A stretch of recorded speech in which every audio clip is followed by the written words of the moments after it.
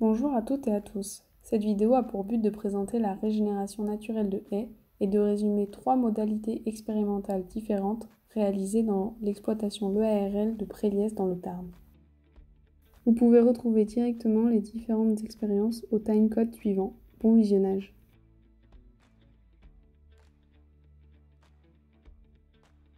Nous sommes 7 étudiantes en deuxième année d'école d'ingénieurs agronomes à Toulouse, l'ENSAT. Les différentes informations que vous retrouverez au sein de cette vidéo sont issues de recherches bibliographiques et aussi de différents professionnels, dont des conseillers et conseillères agricoles, ainsi que des agriculteurs et agricultrices. Ce projet a pu être réalisé grâce à un tuteur enseignant, Jean-Pierre Sartou, enseignant-chercheur à l'ENSAT, et un tuteur entreprise, conseiller agricole de la Chambre d'agriculture du Tarn, Yves Ferrier, dans le cadre du réseau Défi Ferme.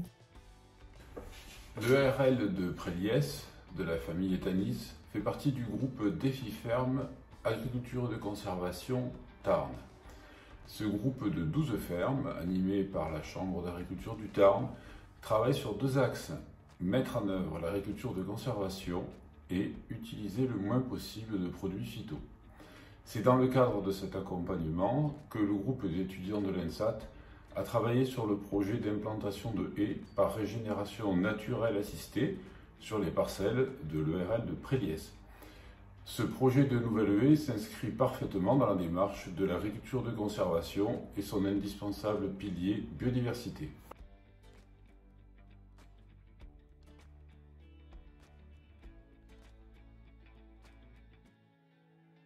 Déjà, les motivations, c'est augmenter la biodiversité sur la ferme en totalité. Donc, on a des parcelles qui font, alors les plus petites font 1 hectare, 1,5 hectare, pour les plus grandes jusqu'à 12 hectares, et c'est ces parcelles de 12 hectares qu'on voudrait repartager, alors qu'elles sont déjà plus ou moins entourées par des haies qu'on a commencé à planter dans les années 90, 95, 99, 2004, enfin voilà, on a fait 3 ou 4 plantations avec arbre et paysage tarnais. Et là, l'idée, ça serait de repartager ces grandes parcelles en plusieurs petites parcelles. Donc, améliorer la biodiversité de ces grandes parcelles pour faciliter l'interaction de tout ce qui peut se passer dans les haies entre une haie et une autre. Donc voilà, c'est pour ça qu'on a décidé de faire des intervalles de 100 mètres pour avoir grosso modo entre 2 hectares, 3 hectares, 4 hectares entourés par des haies.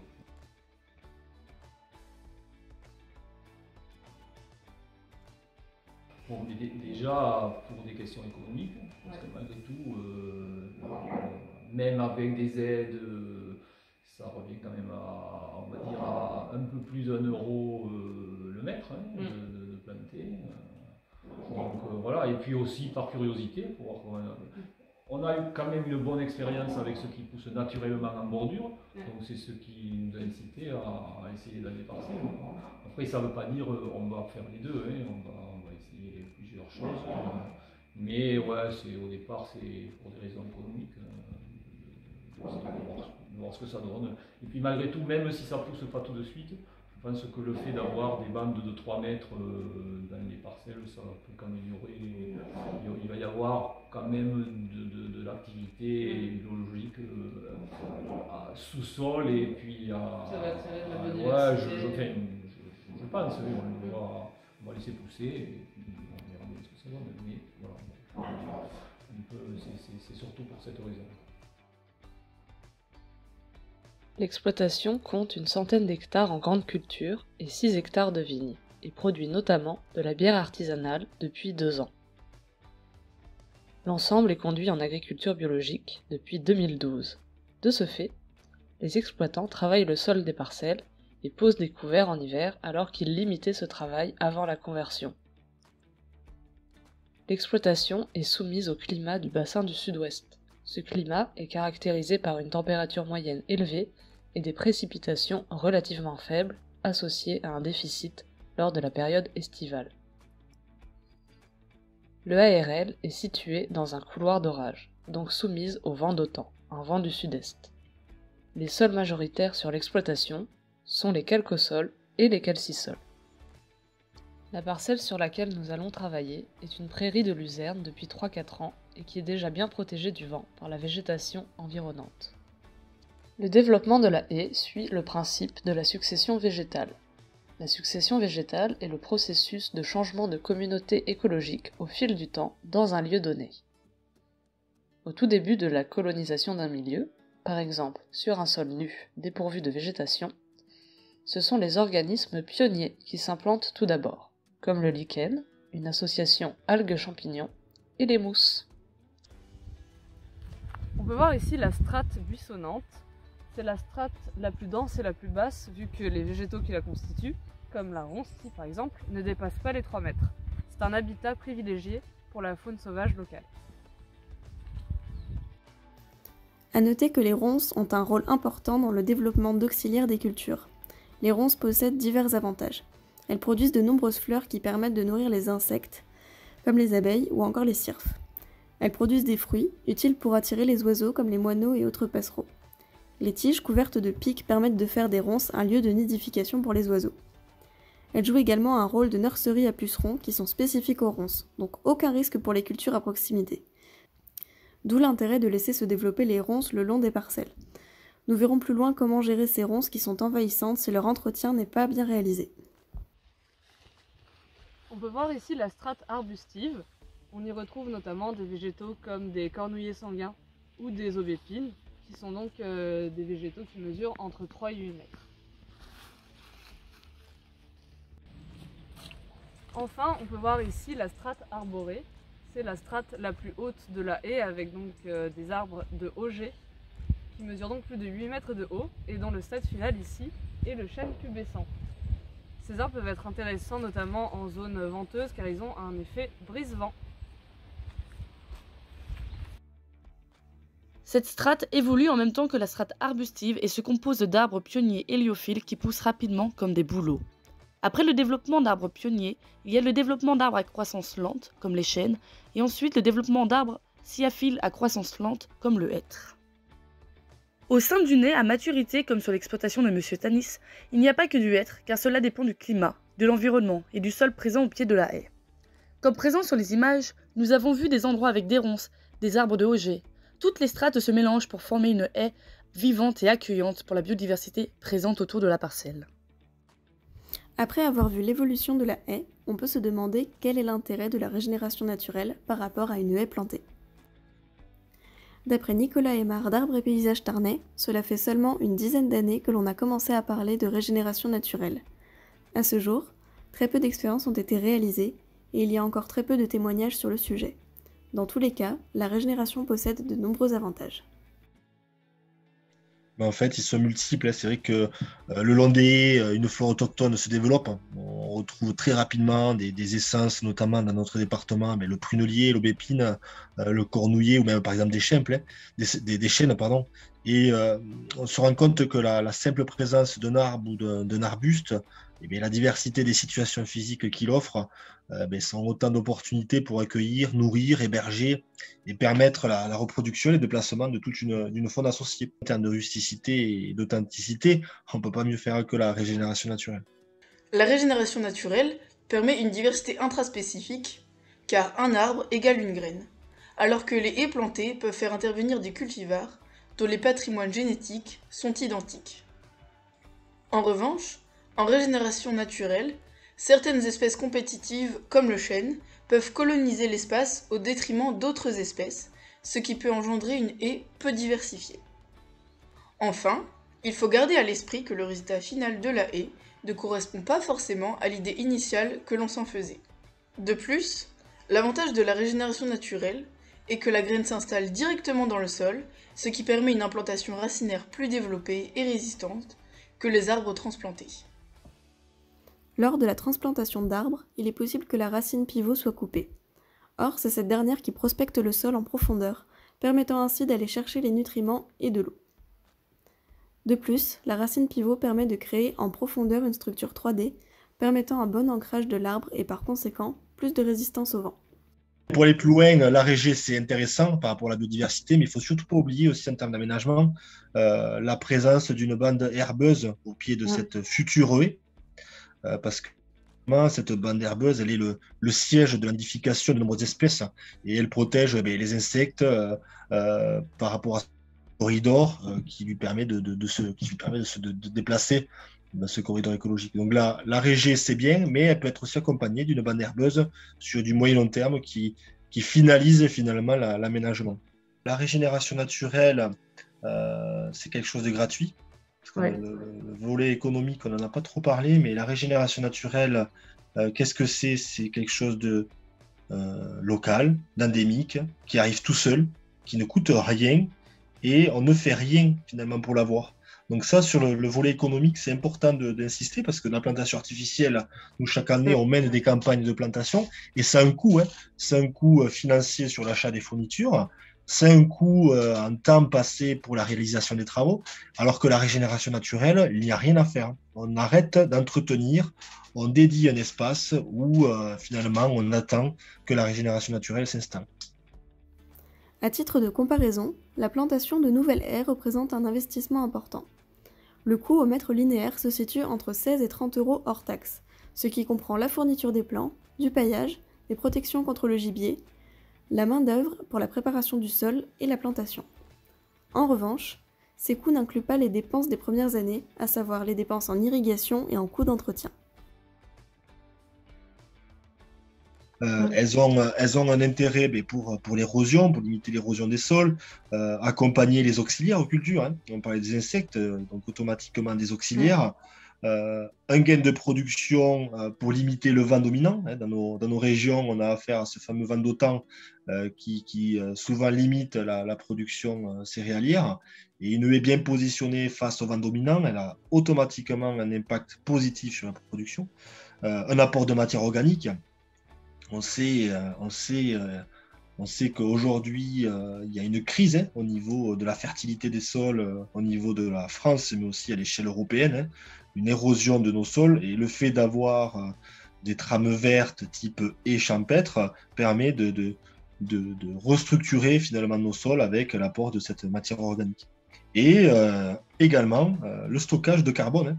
C'est vrai qu'on a ces enjeux de réchauffement climatique, et le fait de laisser spontanément se développer une régénération naturelle, c'est automatiquement du carbone qui est stocké. L'orientation de haies doit valider les points suivants. Elle ne doit pas entraver le fonctionnement des machines agricoles. Elle doit idéalement se positionner perpendiculairement à la direction des vents dominants, ainsi qu'à la pente. Une position nord-sud permet de limiter l'ombre portée sur les cultures, mais si l'orientation de la haie est différente, il est possible de limiter la hauteur des arbres. Marc Tanis souhaite diviser une parcelle de 10 hectares en 4 en laissant pousser 3 linéaires. Son objectif dans 15 ans est d'obtenir une haie de 3-4 mètres de hauteur en ne gardant que les arbustes moyens et en coupant les arbres de haut jet, afin de limiter les ombres portées. Sur cette parcelle, l'orientation de la pente est sud-ouest-est et le vent de temps est un vent du sud-est. Pour appliquer les conseils précédents, les haies sont positionnées de sorte à ce que les parcelles soient protégées du vent. Nous sommes ici à l'EARL de Préliès, plus précisément sur la parcelle où M. Tanis, l'un des dirigeants de l'EARL, souhaite implanter des haies. Les essences qui composent la future haie sont typiques de la région. Ce choix permet d'assurer le développement des végétaux qui sont naturellement adaptés aux conditions pédoclimatiques de la zone. L'importation d'espèces extérieures peut, d'une part, ne pas être adaptée à ces conditions, mais surtout amener des maladies et parasites qui endommageraient la flore naturelle. Dans le protocole 1, on s'intéresse à la régénération naturelle sans intervention humaine. Voici une interview réalisée par Pauline de Michel Corze, un agriculteur qui a déjà fait l'expérience. D'où vous est venue l'idée en fait de laisser pousser une haie sur le bord de la route? Au départ, c'est parce que j'avais un ruisseau qui était en contrebas, qui se bouchait souvent après les pluies, parce que je travaillais le sol. Donc, un des moyens d'arrêter ça, c'est de planter une haie, voilà. Donc j'ai laissé pousser.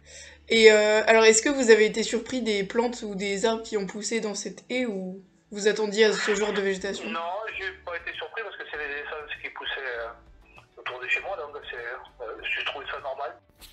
Et pour finir, comment entretenez-vous votre haie? L'entretien, moi je faisais ça avec une épareuse. Oui. Une épareuse, je sais pas, tous les 2-3 ans, je mettais un coup, parce que sinon ça s'étale forcément, oui. Comme l'a expliqué l'agriculteur, ce protocole est avantageux car il nécessite très peu de moyens. En effet, dans un premier temps, il faut définir l'emplacement de la future haie. Elle peut être définie lors de la récolte de la culture ou de la fauche d'une prairie. On marque l'emplacement de la bande avec une fauche plus haute que celle du reste de la parcelle. Par la suite, cette bande subira plus d'intervention humaine. Au tout début, une fauche haute de la bande enherbée située de part et d'autre de la future haie peut être réalisée une fois par an au maximum. Cela évite le développement d'arbrisseaux au bord de la culture. Par la suite, une fois la haie bien développée, elle requiert peu d'entretien, mis à part une coupe tous les 2 à 3 ans. Il est possible de couper les jeunes arbres de haut jet s'ils gênent la culture. Pour la deuxième modalité, nous allons parler de la technique de bench, mais nous appliquerons une autre méthode moins exigeante dans le même contexte. La technique de bench, aussi connue par Essèche, a été développée par un agronome allemand. Cette technique se base sur la disposition de branches mortes et de branches fruitières comme les noisetiers, les aubépines et autres, superposées les unes au-dessus des autres au sol encadré par des piquets. Ensuite, les fruits tombent naturellement et germent après, créant des haies naturelles. Cette technique permet l'augmentation de la biodiversité à l'aide des fruits et des animaux qui s'installent. De plus, les branches seront plus tard dépaillées pour le sol, favorisant sa structure. C'est une technique facile à installer une fois les branches ont été récupérées, mais ça demande des heures de travail, un grand volume de branches et peut être coûteuse.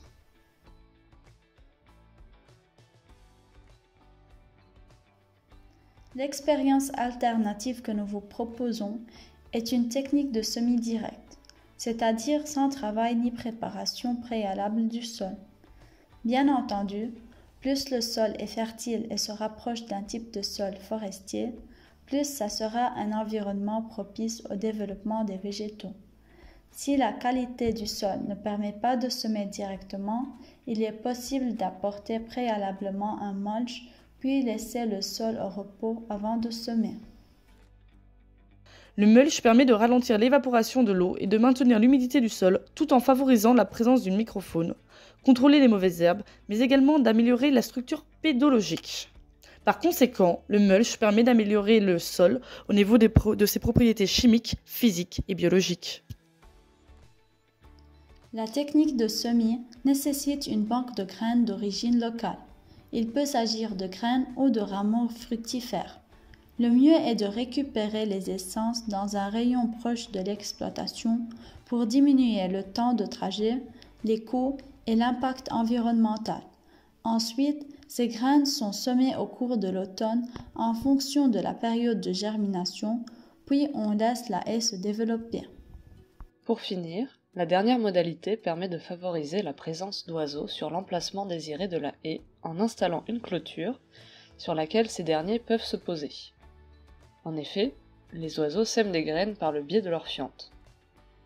L'installation de piquets seule n'est pas optimale car elle ne permet pas une dispersion linéaire des graines, mais seulement ponctuelle. De plus, il a été observé qu'une haie peut s'implanter spontanément sur une simple clôture barbelée. On propose également l'installation d'une clôture en matériaux naturels et qui ne demande pas trop de temps à mettre en place. Elle sera composée de piquets en bois et de cordes en chanvre. Comme pour la première expérience, on marque l'emplacement de la future haie avec une bande enherbée de 2 mètres de large. Les piquets doivent être plantés au milieu de la bande, minimum à 5 cm des bordures de la bande pour éviter que les graines soient semées sur la parcelle. On peut compter 10 à 20 mètres entre chaque piquet. On tend ensuite la corde sur tout le linéaire en la nouant sur chaque piquet. L'avantage de l'utilisation du chanvre est qu'il produit une fibre résistante, biodégradable et abordable financièrement, qui ne polluera donc pas l'environnement et ne sera pas une entrave à l'entretien de la haie comme pourrait l'être un barbelé ou un fil recuit par exemple. L'inconvénient du chanvre est que, en fonction du climat et des variations météorologiques, il peut se dégrader plus ou moins rapidement, mais devrait tenir au moins quelques années, ce qui permettrait déjà une bonne implantation de la haie. Cette technique peut s'accompagner d'un apport préalable de mulch et de déchets végétaux pour favoriser une composition et une texture de sol propices au développement des végétaux. De même, il est possible de la combiner avec la méthode de semis direct. En effet, ajouter des perchoirs à la méthode de semis direct ne demande pas beaucoup de travail supplémentaire, mais peut être plus efficace. Pour chacun de ces protocoles, les haies ne pourront exercer pleinement leur fonction qu'au bout de 15-20 ans. Toutefois, un entretien adéquat est nécessaire pour un bon développement de ces haies, en commençant avec celui des bandes enherbées. Concernant la période d'entretien des bandes enherbées, il est important de ne pas broyer ou faucher au mois d'août, car on élimine plein d'espèces qui nourrissent les papillons et les auxiliaires de culture. On peut alors réaliser l'entretien des haies en automne-hiver et après récolte, pour éviter d'écraser la culture qui était en place à côté de la bande enherbée. Les bandes enherbées doivent être entretenues une fois par an, mais selon Jean-Pierre Sartou, notre enseignant tuteur ENSAT et chercheur à INRAE, le broyage peut se faire tous les 2 ans. Le problème d'un broyage tous les 2 ans est que les ronces poussent beaucoup trop vite. En effet, les ronces se reproduisent de manière végétative, elles ont des racines traçantes qui, à la fin du mois d'août-septembre, se ramifient, et ensuite de petites racines apparaissent et s'enfoncent dans le sol, selon le principe du marcottage. Vous avez alors 1 mois pour arracher les ronces et non pas les couper parce que sinon elles repartent. Dans tous les cas, tant que la ronce ne déborde pas sur la parcelle, elle reste une super plante auxiliaire comme nous l'avons vu précédemment, et c'est donc à chaque agriculteur de voir s'il peut se permettre de broyer ou faucher tous les 2 ans. Monsieur Sartou nous a proposé une solution pour pouvoir broyer tous les 2 ans et limiter au plus la repousse des ronces. Il propose de passer la herse plate à la fin août début septembre pour que les ronces soient arrachées et rabattues contre l'ail sur 1 mètre de large. Ensuite, il faut les broyer entre la mi-décembre et la mi-février de l'année suivante. Et ensuite, repasser avec la herse plate fin août, début septembre, puis faucher toute la bande entre la mi-décembre et la mi-février de l'année d'après. Lors de l'entretien ou de la fauche, il est préférable de ne pas faire de coupe rase et de maintenir la végétation à une hauteur de 10 à 15 cm minimum. En effet, grâce à une coupe haute, la faune est moins impactée et le matériel de coupe est préservé d'éventuels chocs avec certains obstacles. Nous venons de vous présenter l'entretien des bandes enherbées, mais il vient en complément de l'entretien des haies. Dans le cadre de la régénération naturelle, il est préférable de ne pas tailler la haie avant qu'elle ne soit mature, c'est-à-dire au bout de 15 ans environ. Néanmoins, il est possible de la tailler latéralement dès qu'elle a atteint la largeur souhaitée. Une fois que la haie est arrivée à maturité, il est essentiel de tailler au fur et à mesure pour que les plantes puissent cicatriser. Cela rend également l'entretien moins pénible. Il est préférable de tailler des branches qui ont un diamètre inférieur à 5 cm car la cicatrisation y est bien meilleure et bien plus rapide. En général, il est conseillé de ne pas trop intervenir sur les ronces, car plus elles sont coupées, plus elles repoussent. L'idéal est de couper tous les 3 à 4 ans sur la période estivale, c'est-à-dire lorsque la ronce est presque à fruit. L'entretien des ronces demande de tenir compte des périodes de nidification pour ne pas y porter atteinte. Élaguer les branches basses tous les 15 à 20 ans permet de ne pas laisser l'arbre trop se développer. Par exemple, en cas de vent, les racines des aubépines ne retiennent pas l'arbre s'il est trop volumineux. Élaguer permet ainsi un meilleur maintien des arbres. Plutôt que de déchiqueter les branches avec une faucheuse, il peut être intéressant d'utiliser un lamier qui coupe et permet une meilleure cicatrisation de ces dernières. Une coupe ou une fauche tous les ans ou tous les 2 ans permet de maximiser l'accès à la lumière pour les cultures. Mais une coupe tous les 2 ans, voire plus, peut être suffisante en parcelle herbagère. Il est préférable de tailler uniquement les côtés de la haie. En ce qui concerne la taille en hauteur, elle doit se faire uniquement s'il y a une ligne téléphonique ou électrique qui passe au-dessus. En ce qui concerne la largeur de la haie, l'idéal est qu'elle fasse 5 à 8 mètres de large pour qu'elle puisse s'exprimer pleinement. Au minimum, la haie doit faire 2 à 3 mètres de large. Les haies peuvent être valorisées en les broyant pour en faire des copeaux. Il faut savoir que même les grosses branches, jusqu'à 60 cm de diamètre, passent dans le découpeur. Ensuite, vous pouvez soit vendre les copeaux à des collectivités, soit par exemple en élevage, les utiliser en substitution de la paille pour les paillots. Les haies doivent être entretenues de manière à ne pas nuire au développement de la biodiversité. Il faut notamment éviter les périodes de nidification ou de floraison pour tailler une haie. Idéalement, l'entretien est réalisé entre novembre et janvier. À noter que la PAC interdit la taille des haies entre le 1er avril et le 31 juillet, et ce depuis 2015.